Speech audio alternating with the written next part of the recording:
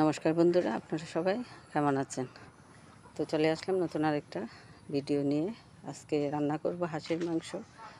তো মাংসটা বসিয়ে তারপরে চলে যাব কিছু গাছের ডাল ছেটে দেব, কারণ আমার গাছের ডালের ছায়া পড়ে আরেকজনের জমিতে। এটা নিয়ে বেশ কথা কাটাকাটি হয়েছে মাসির সাথে।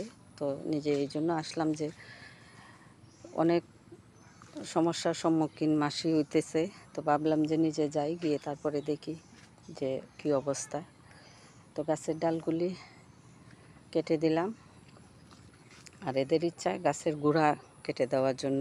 তো আমরা বলছি যে আমরা নিজেরা কাটবো না গাছের গুঁড়া, যদি ওরা কাটতে পারে কেটে নিক, আমাদের কোনো আপত্তি নেই। তো আমরা ডাল পর্যন্তই ছিলাম। তো এত গাছ কিভাবে এই কাটবো, গুঁড়া কেটে দেবো, এটা কেমন লাগে? এত বড় বড় গাছ, আর এখানে গাছ প্রায় কাঠের গাছই 100 গাছের উপরে হবে। কাঠের, সবগুলি কাঠের গাছ। তো হয়তো দুই একটার একটু সমস্যা করে, আর বাকিগুলি আমার জমিনের উপরেই আছে।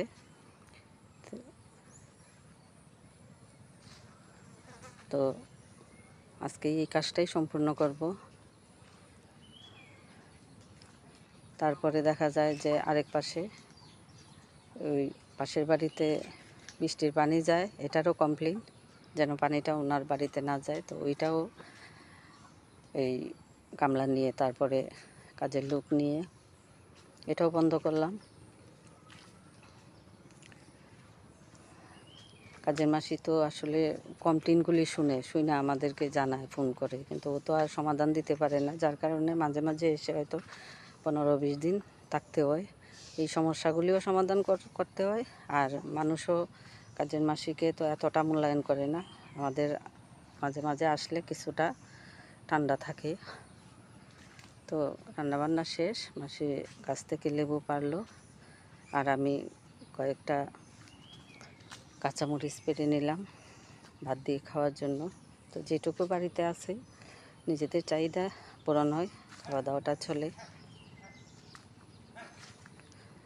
আর একটা হোক দুইটা হোক, তারপরে নিজের গাছের জিনিস নিজের হাত দিয়ে পারতে আসলে অন্যরকম একটা আনন্দ, যেটা কাউকে বলে বোঝানো যাবে না। যাদের গ্রামের বাড়ি আছে ওরাই শুধু বুঝবে যে এটার মধ্যে কি আনন্দ।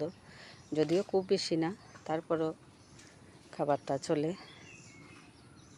আর গাছগুলি দেখে অন্যরকম একটা শান্তি লাগে, যে নিজের গাছের জিনিস, নিজের গাছের ফল মোটামুটি সবগুলি আছে, নিজেদের চাহিদা মিটে যায়। তো আজ এই পর্যন্তই। ভালো থাকবেন, সুস্থ থাকবেন, আমার পাশে থাকবেন।